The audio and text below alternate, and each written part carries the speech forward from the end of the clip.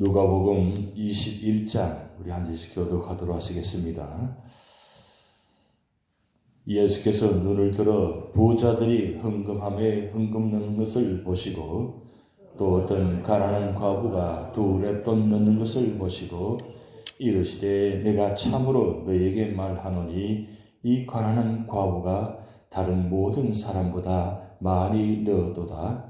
저들은 그 풍족한 중에서 헌금을 넣었거니와 이 과부는 그 가난한 중에서 자기가 가지고 있는 생활비 전부를 넣느니라 하시니라. 어떤 사람들이 성전을 가리켜 그 아름다운 돌과 헌물로 꾸민 것을 말하며 예수께서 이르시되 너희 보는 이것들이 날이 이르면 돌 하나도 돌 위에 남지 않고 다 물어 떨어지리라. 그들이 물어 이르되 선생님이여 그럼 어느 때에 이런 일이 있겠사오며 이런 일이 일어나려 할 때에 무슨 징조가 있사오리이까? 이르시되 미혹을 받지 않도록 주의하라.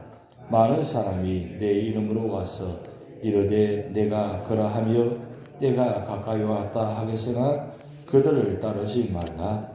난리와 소요의 소문을 들을 때에 두려워하지 말라. 이 일이 먼저 있어야 하되 끝은 곧 되지 아니하리라. 또 이르시되 민족이 민족을 나라가 나라를 대적하여 일어나겠고 곳곳에 큰 지진과 기근과 전염병이 있겠고 또 무서운 일과 하늘로부터 큰 징조들이 있으리라. 이 모든 일 전에 내 이름으로 말미암아 너희에게 손을 대어 박해하며 회당과 옥에 넘겨주며 임금들과 직분대자를 앞에 끌어가려니와 이 일이 도리어 너희에게 증거가 되리라. 그러므로 너희는 변명할 것을 미리 궁리하지 않도록 명심하라. 내가 너희의 모든 대적이 능히 대항하거나 변박할 수 없는 구변과 지혜를 너희에게 주리라. 심지어 부모와 형제와 친척과 벗이 너희를 넘겨주어 너희 중에 몇을 죽이게 하겠고 또 너희가 내 이름으로 말미암아 모든 사람에게 미움을 받을 것이나 너희 머리털 하나도 상하지 아니하리라. 너희의 인내로 너희 영혼을 얻으리라. 너희가 예루살렘이 군대들에게 에워싸이는 것을 보거든 그 멸망이 가까운 줄 알라. 그때에 유대에 있는 자들은 산으로 도망할 것이며 성내에 있는 자들은 나갈 것이며 초원에 있는 자들은 그리로 들어가지 말지어다. 이 날들은 기록된 모든 것을 이루는 징벌의 날이리라. 그 날에는 아이벤 자들과 젖먹이는 자들에게 화가 있으리니 이는 땅에 큰 환난과 이 백성에게 진노가 있겠음이로다.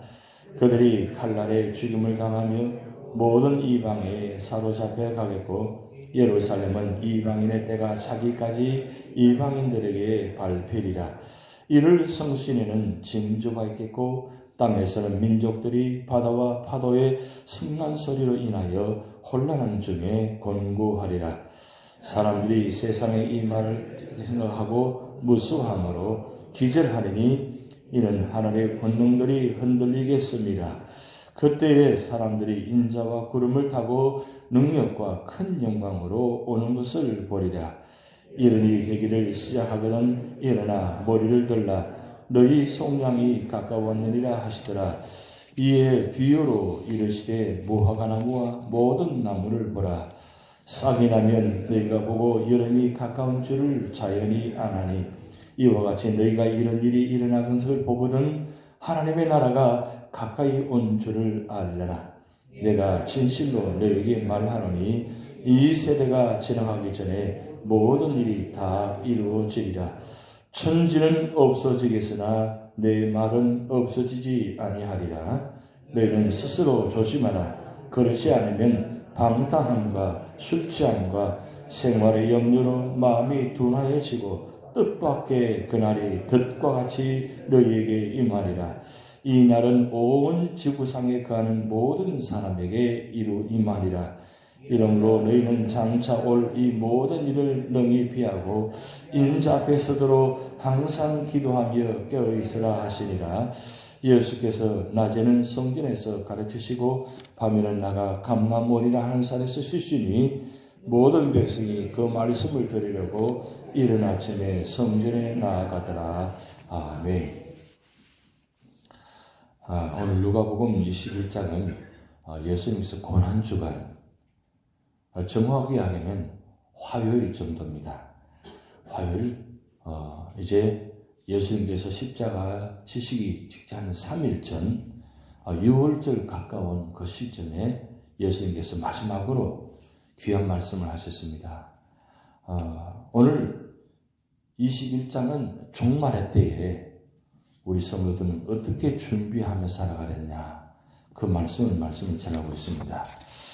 예수님께서 성전을 바라보시면서 성전이 그때 한창 짓고 있는 중이었습니다. 성전을 어떻게 짓기시냐면 BC 19년부터 AD 63년까지 약 82년간 성전을 짓고 있는 중이었는데, 우리가 알다시피 성전은 세 번째 성전입니다. 솔로몬 성전, 그리고 스룹바벨 성전, 그리고 마지막 헤롯 성전. 예수님 당시에 이 헤롯 성전이 한창 짓고 있는 중이었다는 뜻입니다. 그런데 주변 사람들이 성전을 바라보면서 참 아름답게 짓고 있다고 이야기하니까 예수님께서 말씀합니다. 이렇게 아름답게 짓고 있는 성전도 곧 무너지리라.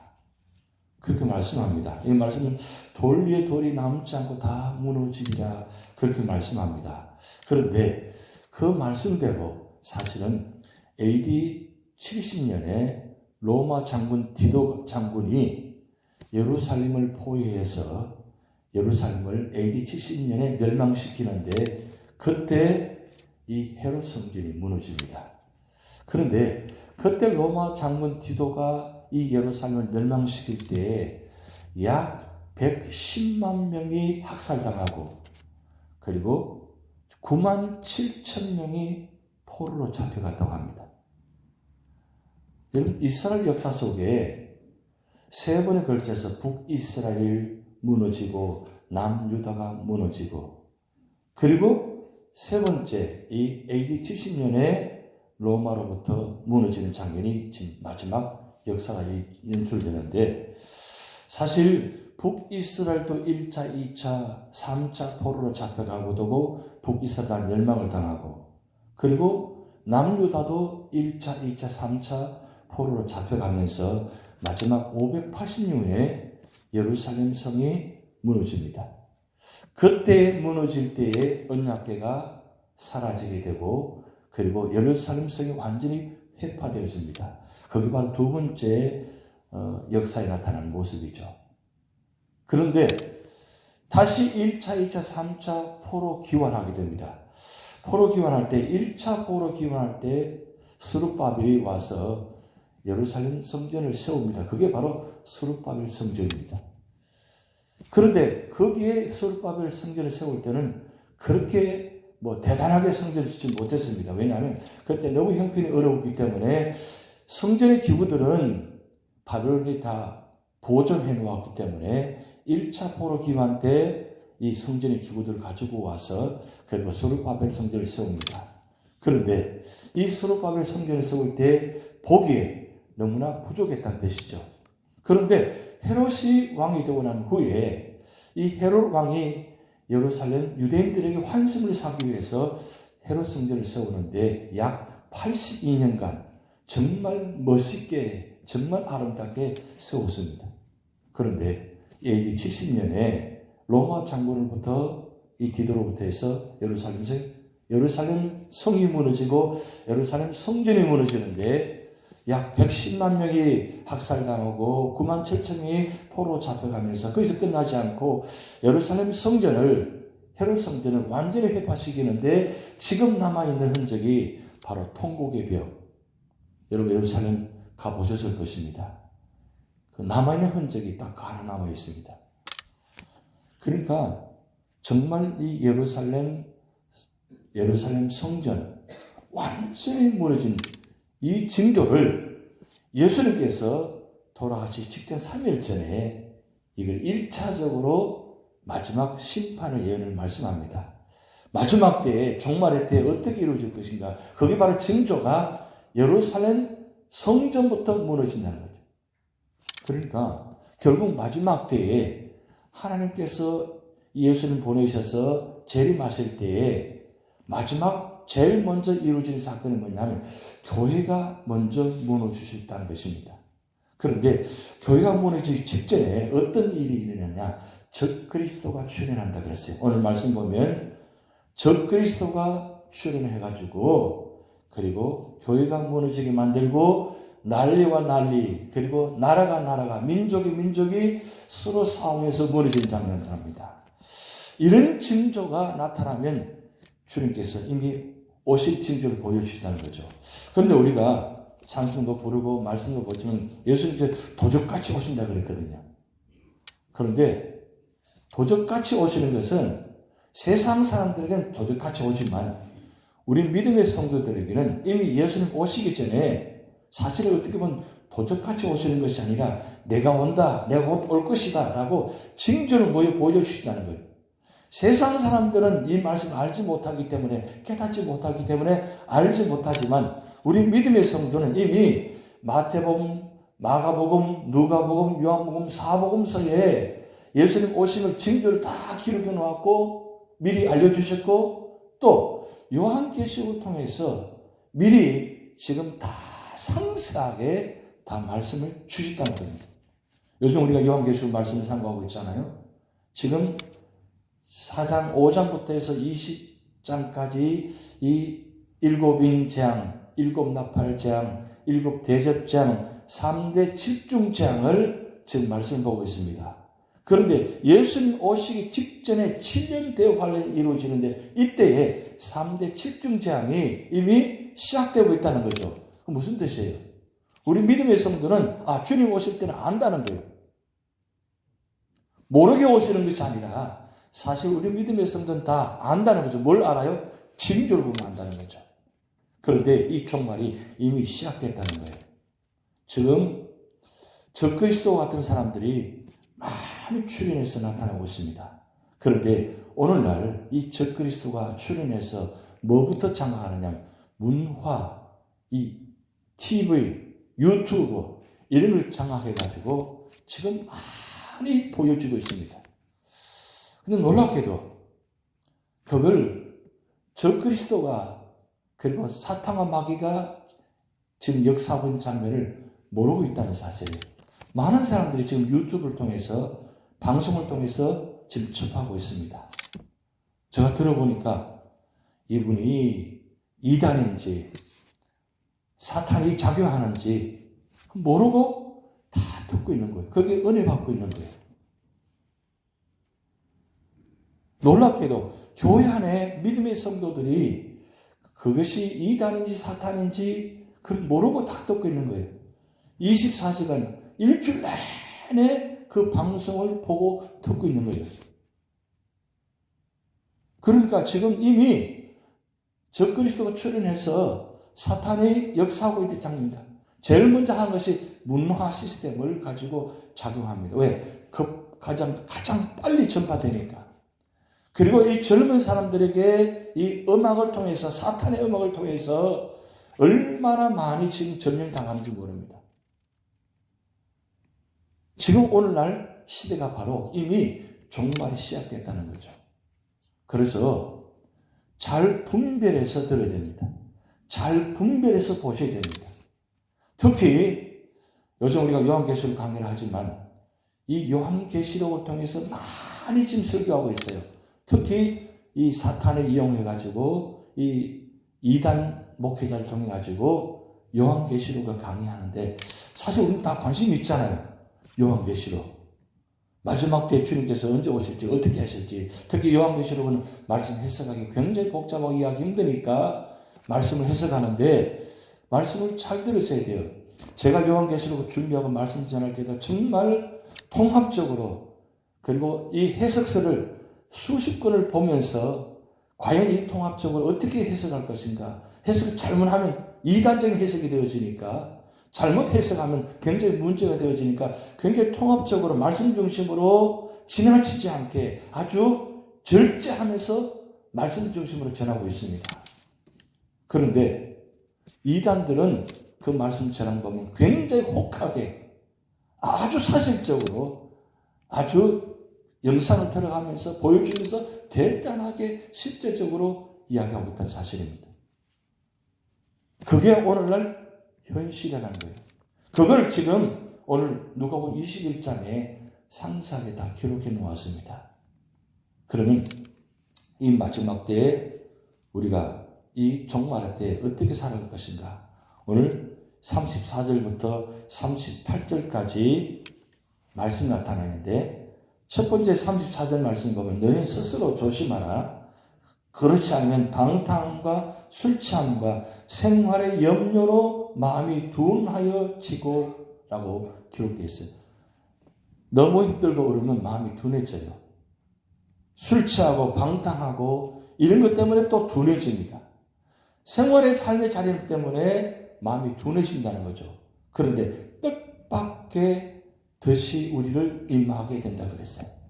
그러니까 내가 스스로 조심하지 않으면 언제 어느 순간에 이런 삶의 문제 때문에 나도 모르게 교회를 멀리하게 되고 나도 모르게 말씀 멀리하게 되고 나도 모르게 기도를 멀리하게 되면 그 순간에 내 마음이 둔하여지니까 깨닫지 못한다는 거죠. 그게 바로 1차적인 우리의 징조의 모습이라는 거죠. 그리고 두 번째로 보면 35절에 이날은 온 지구상에 가는 모든 사람에게 동시적으로 다 동시다발적으로 이루어진다는 거예요. 한순간에 동시에 똑같이 이 모든 장면을 보게 된다. 그때는 이미 늦었다는 거죠. 그렇기 때문에 36절 말씀 우리 같이 있습니다. 이러므로 너희는 장차올 이 모든 일을 능히 피하고 인자 앞에 서도록 항상 기도하며 껴 있으라 하시니라. 우리가 기도하지 않으면 껴있지 않으면 언제 어느 순간 나 자신도 모르게 무너질 수밖에 없다는 거죠. 그래서 언제나 인내하고 기다리고 그리고 말씀의 자리에 예배의 자리에 기도의 자리에 있어야 된다는 거죠. 그렇지 않으면 언제 어느 순간에 다 무너져요. 지금 요한계시록이 강해되어지고 말씀이 주일마다 재림에 관한 말씀을 이야기 계속하고 있고 그리고 교회가 어떻게 그 어려운 가운데 말씀을 듣고 깨닫고 있는지를 계속 말씀을 선포하고 있습니다. 그런데도 우리 마음이 둔하잖아요. 교회에서 어떤 말씀이 지금 선포되고 있는지 어떤 말씀이 이루어지는지 관심이 없어요. 왜? 세상의 일들이 바쁘기 때문에 세상의 일이 더 중요하기 때문에 그런데 이럴 때일수록 우리가 더 예배 자리에, 교회 자리에, 기도의 자리에, 말씀의 자리에 있어야 된다는 거죠. 왜냐하면 그렇지 않으면 나도 무너질 수 있다는 거예요. 언제 어느 순간에 무너질 수밖에 없던 것이 우리 모습입니다. 참 우리는 참 연약한 존재예요. 그렇게 오랫동안 신앙생활하고 그렇게 오늘 말씀 많이 보고 그렇게 기도를 많이 했는데도 불구하고 조그만 어려움 당하면 어떻습니까? 한순간에 무너지잖아요. 그게 우리 인간의 연약한 모습입니다. 그렇기 때문에 오늘 예수님께서는 3일 후에 십자가를 지시기 직전에 지금 주님께 말씀합니다. 언제 어느 순간에 내가 다시 올지 모른다는 미리 앞으로 이루어질 일을 지금 말씀하고 있다는 거예요. 오늘 이 말씀은 사실은 오늘 우리에게 주신 말씀입니다. 오늘 분명히 말씀했습니다. 천지는 없어지겠으나 내 말은 없어지지 아니하리라. 성경의 말씀 있는 그대로 다 진행됩니다. 성경에 있는 말씀 그대로 다 역사가 나타납니다.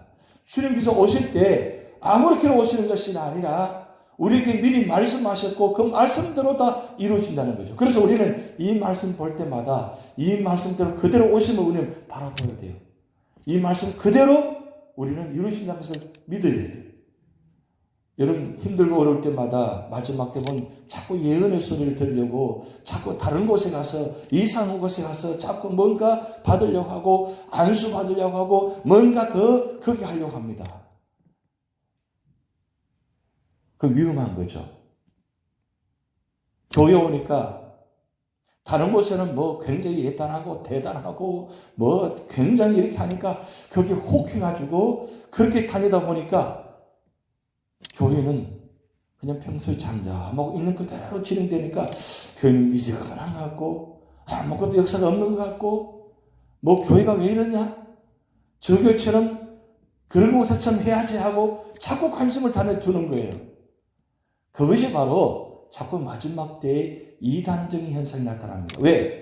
그렇게 혹하니까, 그렇게 관심을 두니까 자꾸 사탄과 마귀는 그렇게 혹하게 만들어서 관심을 두게 만들어서 교회를 떠나게 만들고 자꾸 이상한 곳에 성경 공부하게 만들고 자꾸 이상한 곳에 소리 듣게 만들고 자꾸 방송을 통해서 이상한 소리를 듣게 만들게 하는 것이 사탄과 마귀의 역사예요.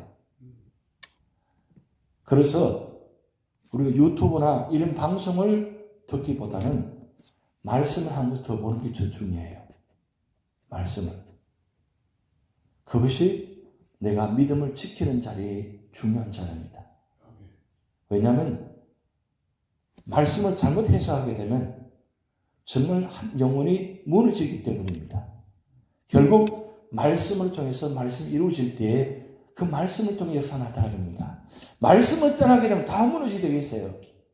결국 어떻게 보면 말씀을 자꾸 들어보면 말씀을 자꾸 해서 하면 지루할 것 같아요. 그런데 힘들고 어려워도 말씀 안에 있으면 그 말씀이 나를 변화시키고 그 말씀이 성령을 통해서 우리를 깨닫게 하시고 그리고 성령을 통해 역사하시기 때문에 말씀이 자리를 지키게 된다는 거죠. 결국 우리가 이 마지막 종말의 때에 우리가 살아나올 수 있는 것은 바로 이 말씀의 자리, 기도의 자리 지킬 때 하나님은 이 교회를 통해서 역사하시고 구원의 축복이 나타날 줄 믿습니다. 다 같이 기도하시겠습니다. 하늘에 계신 우리 아버지여, 이름이 거룩히 여김을 받으시오며 나라의 임하옵시며 뜻이 하늘에서 이룬 것 같이 땅에서도 이루어지이다. 오늘날 우리에게 일용할 양식을 주옵시고 우리가 우리에게 죄 지은 자를 사하여 준 것 같이 우리 죄를 사하여 주옵시고 우리를 시험에 들게 하지 마옵시고 다만 악에서 구하옵소서. 대개 나라와 권세와 영광이 아버지께 영원히 있사옵나이다. 아멘.